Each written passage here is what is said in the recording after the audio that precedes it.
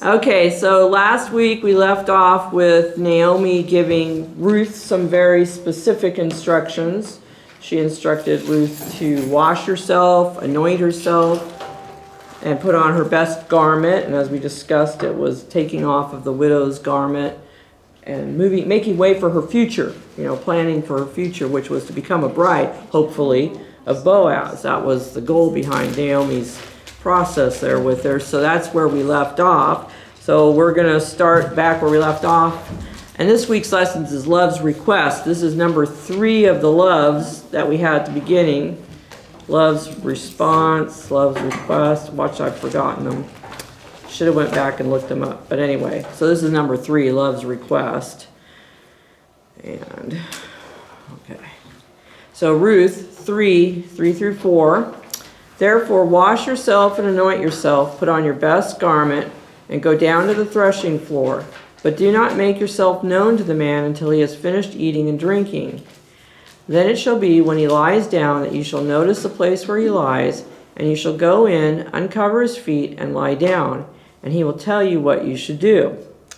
So, as I mentioned last week, Naomi instructs Ruth to wait till he's fed and happy, very relaxed. That's usually where it's a good time to address men after they've been fed. They're a little happier, a little more relaxed. But it's interesting. She thought that the threshing floor was a good place to go for a second date. I thought of better places. But, who knows what Naomi's thinking. For some reason, this is the time, this is the moment. You might think she'd wait till he was like maybe at home or, But anyway, she's... social aspects of it. Yeah, and that's the one thing about the threshing floor. It was a very community-orientated place because the farmers would take their turns at the threshing floor. So this is Boaz's night that he's there with his men, and somehow Naomi knew that. And they would they would wait for the evening breezes to come up, and that's when they would start threshing the grain. So then when they were done for the night, they would just sleep there with their grain to protect it and stay there till the morning. So that was their common practice, but it was a very social event. It's kind of like our barn raisings of days of old, when we used to have barn raisings in a community or social dance or something like that in the community. Pardon? Oh, they drank. Yeah. And unfortunately during this time, since this is we said was during the time of the Judges when Ruth's book took place, right? When her life story took place. This was a time, as we know, in the book of Judges, says everybody did what was right in their own eyes. It was a very wild time. So it was very common at the threshing floors that the prostitutes would show up. Because they knew that's where the men were. So they would come to the threshing floors as well at night. So it was a very social place all the way through. So, so this is where we get to the very interesting part about this story. Naomi gives these added instructions: uncover his feet and lie down. Very unique thing. And she also says, it sounds like she wants Ruth to hang out there for a bit on the side watching, wait for him to go lay down. So she's like spying on Boaz from the side, waits for him to lie down, and then goes and is supposed to uncover his feet and lie down. Now, some of you have mentioned, you've seen, and I've seen it as well, that some teachers will teach that this has a very sexual connotation, that this was more than the uncovering of the feet. So we're going to talk about that. That is not what this is. I don't know if they had done deep study, how they could have come to that conclusion. I don't know. But I think it's very inaccurate teaching. That's my opinion. You guys would have to study yourself and see what you decide. But I'll tell you why I believe what I did. But you got all your opinion from studying lots of places. Yeah, I looked at different... So we'll go with you. But, you know, I'm not perfect, you know, but, you know, my studying would, and I'll go through why I think this is the way it is. You know, it's not a sexual thing that took place. So, just starting with these basic instructions, uncover his feet and lay down, okay? If you just look at that, the word feet in verse 4 is marglot, not that I'm saying that correctly, in the original Hebrew, and means at the foot or feet or below the feet. Okay, so just looking at the words that are being used, she's basically saying uncover the feet, lay at the feet. She's not uncovering more, because that's what some of the teachers will try to say, but that's not the majority of teachers. More of the teachers are this way, but there are a few out there that want to make this much more than what it was. So, just even the bare definition of the word feet tells you it's the feet, because the words that are being used. This same type of word, this is just an example, same word is being used in Daniel 10:6. His body was like beryl, his face like appearance of lightning, his eyes like torches of fire, his arms and feet burnished bronze in color. The same word for feet. It's literally talking about feet. Okay, there's no difference of word. But we're going to learn a difference in another word that's being used, so you understand why the original Hebrew word and the meaning are important. So Naomi's literally telling Ruth to lie down below his feet or at his feet. I always thought it indicated she was showing him she was submissive. Yes, that's one of my reasons. I'm just about to get there. But very good, Claudia. Claudia's always one step ahead of me. So sorry. That's okay. That's good, you know your stuff. So anyway, she's literally telling her, uncover his feet. Lay at his feet, okay? So, here we go. This is what Claudia is saying. The position of lying at one's feet culturally is seen as humble position of a servant. This is what they used to do. And I was trying to find the example. I think there's even an example in, hi Chris, there's even an example in one of the stories, and it seems like it's one of the stories with David, maybe before he's king, but it was talking about somebody was laying at the feet of the king with them out on the field. It was their servant, their armor bearer or whatever, and I didn't get back to looking for that. But same type of humble position of servanthood there with their master, okay? I was just going to say, Yes, at his feet. woman at his feet. Right, exactly, okay. So another reason, now you think, you know, Ruth and Naomi were widows, and all this time they had chosen to work for their money, for their living. They didn't take the route of prostitute, which is what happened a lot of times with women who were widows or, you know, didn't have their man and needed an income. You know, from chapter 2, Ruth chose to go work in the fields. She chose an honorable way to earn a living. So her going to the floor and doing something improper or prostitute-like would not be in her character, because she already chose to work for a living. So Ruth's willingness to do hard labor in the field demonstrates that she is representing herself as a petitioner, not a prostitute. Because what these other teachers are saying, it's more like she's being a prostitute.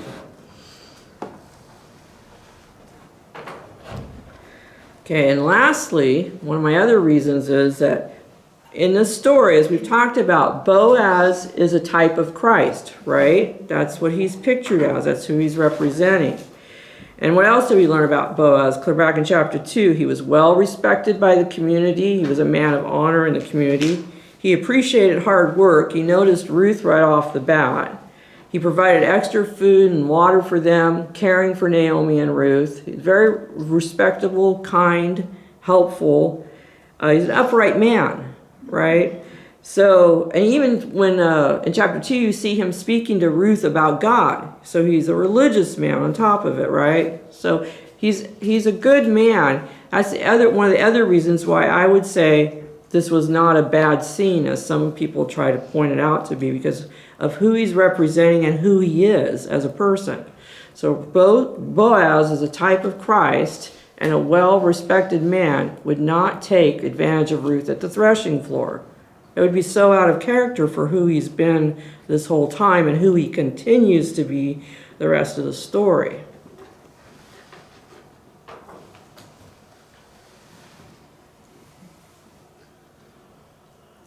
So let's read on a little bit more. And she said to her, "All that you say to me, I will do." So she went down to the threshing floor and did according to all that her mother-in-law instructed her. So how did Ruth respond to this last instructions that she'd gotten? She's obedient. So Ruth obeyed her mother-in-law.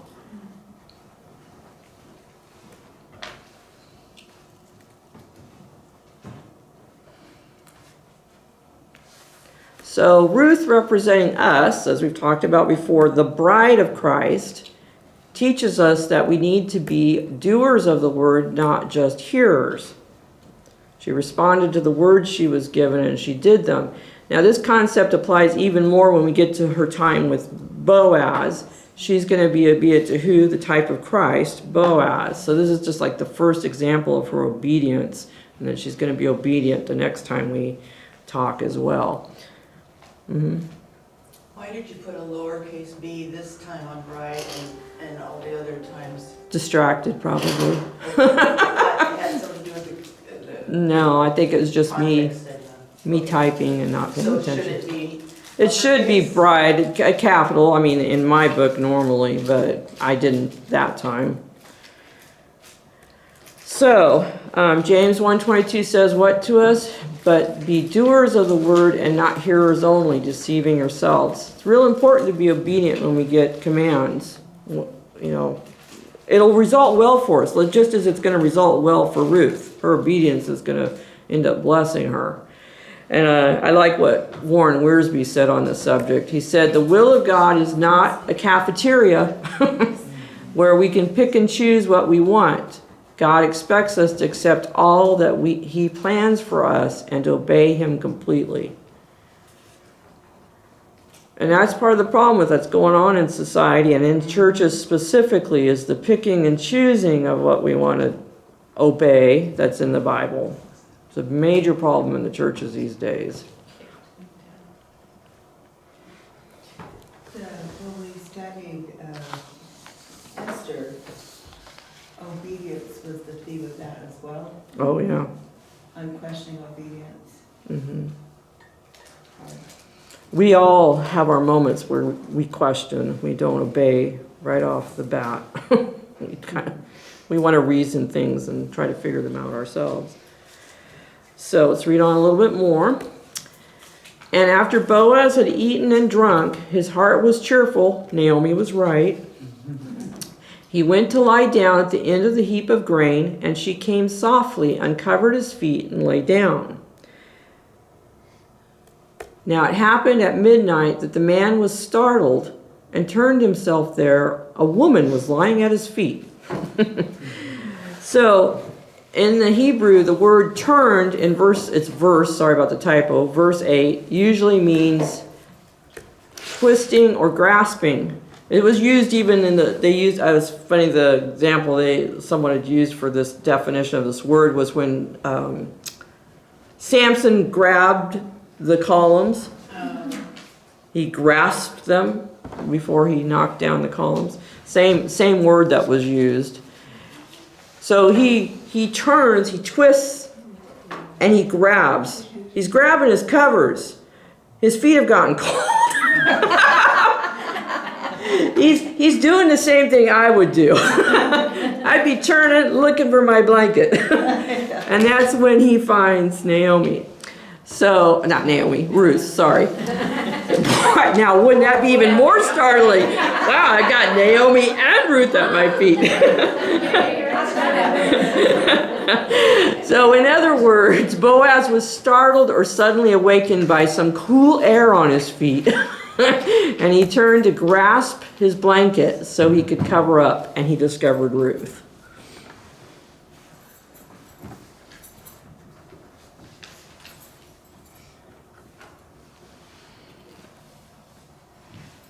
Yeah, my covers are going off, on and off all night. Whoops, going on and off all night. There it is, you got it? Sorry about that. Hot, cold, hot, cold. Yep, that's me all night long. It's like, oh, what am I going to be tonight? Okay, so continuing on in Ruth 3:9. And he said, "Who are you?" So she answered, "I am Ruth, your maidservant. Take your maidservant under your wing, for you are a close relative." So she's calling herself maidservant. She's no longer saying that she's Ruth the Moabitess. She's not just Ruth. She's Ruth, your maidservant, which is very specific. And she's trying to get a message across to him. The word for she's using is amah, or maidservant, and means that she is presenting herself as one who is eligible for marriage. She's specifically proposing to him. What a brazen woman. She's actually asking for him. That's not very common, is it? Yeah. Yeah, and you might have helped things along for her to ask, because he wouldn't have thought maybe she'd be interested because he's so much older. So. He calls her his daughter, right? Yeah. Yeah, he sees her as a young woman. So now, depending on your translation, in verse 9, the Hebrew word being used is kanaf and means wing, hem, or edge, and sometimes translated skirt as well.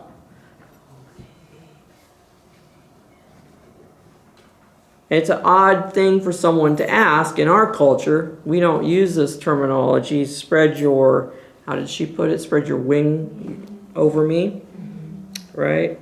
It's a covering. It's a covering, that's right, it's a covering. My Bible says garment. Right, because it's the hem of your garment is if you put your skirt out, or you take your wing and you put it around someone, your arm around someone.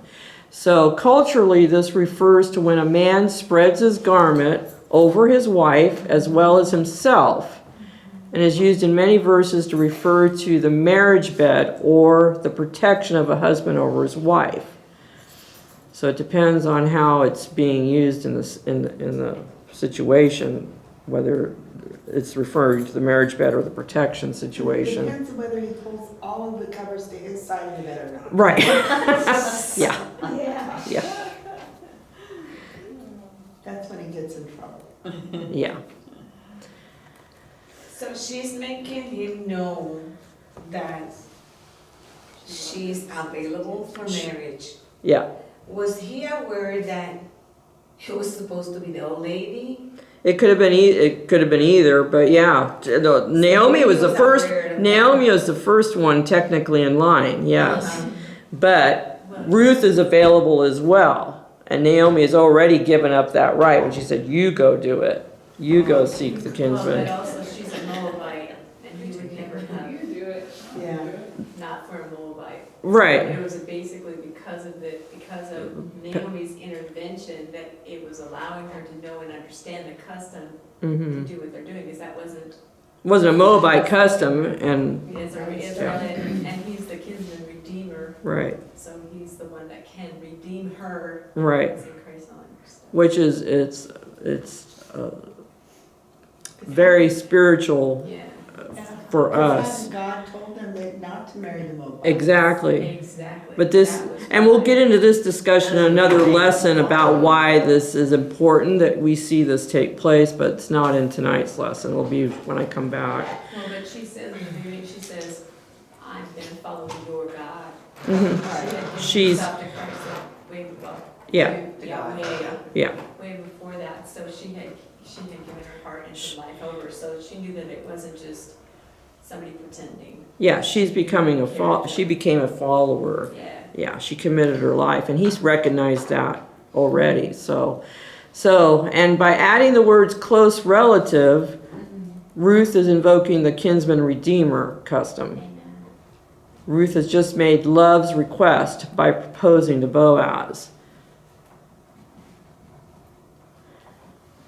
So she became acquainted with the customs, and she is actually stepping beyond what Naomi even instructed her, because she understands this custom. She's invoking it.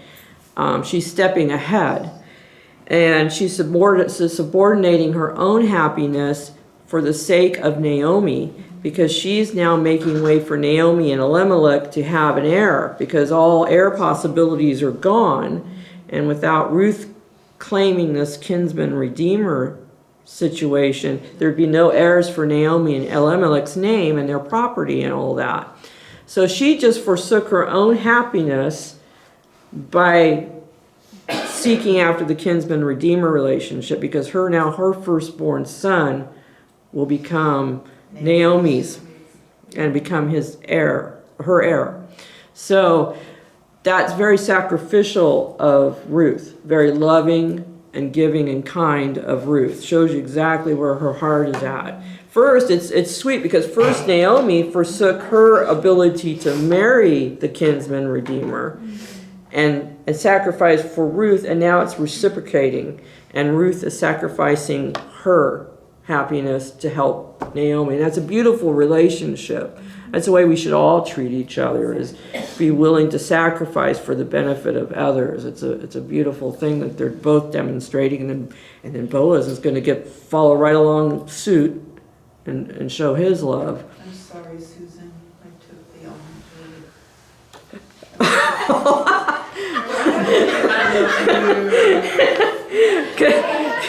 Conviction over candy now. This made me guilty. How far will your sacrificial love go? I'm sure there's a word somewhere. So let's read on. She's just applying scripture, Connie. I am. I should have given it to him. So then he said, "Blessed are you of the Lord, my daughter, for you have shown more kindness at the end than at the beginning, in that you did not go after young men, whether poor or rich. And now, my daughter, do not fear. I will do for you all that you request. For all the people in my town know that you are a virtuous woman. Now it is true that I am a close relative. However, there is a relative closer than I. Stay this night, and in the morning it shall be that if he will perform the duty of a close relative for you, good, let him do it." But can you imagine what he's thinking? Because he likes her. He's thinking, I hope not. I hope not. Yeah. "But if he does not want to perform the duty for you, then I will perform the duty for you." It's just such a burden. "As the Lord lives, lie down until morning." So he tells her to stay the night, stay this night. So he's not propositioning her, and I'll tell you why, because see, they'll just carry, when the other versions of this, they'll just say, well, see, he asked her to stay the night. Instead of sending her home, he asked her to stay the night. But maybe it was a safety issue. So anyway, the original language in this "stay this night" phrase and further clarifies the fact that it's not a sexual thing that's going on. The Hebrew word "lun," oh, hey, look, my words are out of order. Hebrew word "lun" is translated as "stay the night" or "tarry" and means lodge, and carries no sexual implication like another word, "shakov," or Chekhov for you Star Trek fans, that wasn't used for lie down. So an example of shakov can be seen in verses like Genesis 26:10. You know how we can take a word, we say, oh, she's going to lie with him. Now, we can take the word lie and say she's sleeping with him or laying down with him, or we can say it's a sexual thing that's going on when they lie with someone. In Hebrew, there's two different words, lun and shakov. So in this verse, you see very clearly the Hebrew is lun. She's not going to be sleeping with him. Okay, he doesn't want that. He's not requesting that of her. It is simply he wants her to stay there, maybe for her protection, not to walk through the middle of the night through town, maybe for her reputation. Who knows? In English, it's shut up. Yeah. Yeah, I thought of that too when I was typing it. I'm wondering if that's where they got it. I thought the same thing. Anyway. So when the Hebrews are picking their words, they've got a very definite meaning. So like in 26:10, the Shakaf is written. It says, and Abimelech said, "What is this you've done to us? One of the people might soon have lain with your wife." Okay, so it's this, the Shakaf word is being used. So that shows you the difference between what happened at the threshing floor and what happens in other cases in the Bible. You can read the word difference. So, okay, so, and we've noted before that Boaz loved Ruth. We're pretty sure it's obvious from the way he treated her. He was very attracted to her, that he loved her, and he's treated her well all this time. So, and she was a younger woman, so what man probably wouldn't be attracted to a younger woman, right? He was also impressed with the way she worked, how industrious she was. Right. When he told them to leave extra. Right. Because he noticed she was working. I mean, she was a whole person. She wasn't just. Right, she was everything. She from Moab. She Right. was a worker. She's a worker, she was interested in God and everything. But, you know, this is one of those situations, you know, he's an older guy, she's a younger woman. They're in a what could be a very promiscuous situation just because of what could be going on around them. It's very easy to fall into temptation at this point, especially if he's wanting to marry her. So, but he didn't, and she didn't. So when temptation was staring Boaz in the face, he chose integrity, which continued to show his good character, right? When we studied Joseph, he had temptation thrown over and over again in his face, and he stood strong, and he fought temptation and did not give in to it. Same thing with Boaz. And they're both representative of Christ. And so that's very important to know about their character. So Boaz and Ruth did what was right in God's eyes, not what was right in their own eyes, like the rest of the people we know about that were doing things wrong in the judges' time period. Yes? I would still have a question, because I've always wondered why, like you mentioned a couple of things, why he had her stay there. Mm. Because all the prostitutes and party animals were there, and when they wake up the next day, don't you just assume That's what went on? Everybody was in on the party? Yeah, but see, and the thing is, you don't really know what was happening at his threshing floor experience. Is he stricter with his men? Were the prostitutes not allowed? Would people see her? Did she get up and leave early? You know? See, I think she did leave, she did leave early, before everybody got up. Yeah, and I think that might be one of the next verses, but But I think it was also, might have been too dangerous for her to go home alone. yeah, I know. and He that's, could walk her home, for heaven's sakes. that's true. I mean, really. But he'd already eaten and was dressed. And he was out for the night, that's right. He was relaxed, As so. you get older, it's harder to walk from the threshing floor, I guess. Okay, so not that any of you wild women have this problem, but here's your question for the night. In these very immoral times, will we do what is right in God's eyes? Things are just getting worse and worse around us, and it doesn't seem to matter what age you are, what sex you are, what culture you are. People are giving in to the weirdest and wildest things these days because their friends say it's cool or it's okay or hey, you're a free person, do what you want. You know? So you need to stand strong like these men. So let's read our last verse for the night. It says, stay this night, and in the morning it shall be that if he will perform the duty of a close relative for you, good, let him do it. But if he does not want to perform the duty for you, then I will perform the duty for you, as the Lord lives. Lie down until morning. So he's going to make sure the job gets done. He's truthful with her, tells her that there's someone else, which is good of him. He could have said, oh, I'll just... But he wanted to do it right. He wanted to obey God's laws, which is you find the closest relative who would be your Kinsman-Redeemer and let them take that opportunity. So he was a good man all the way around. And he's going to take care of fulfilling her request, her love request that she has of him. So that's it for tonight.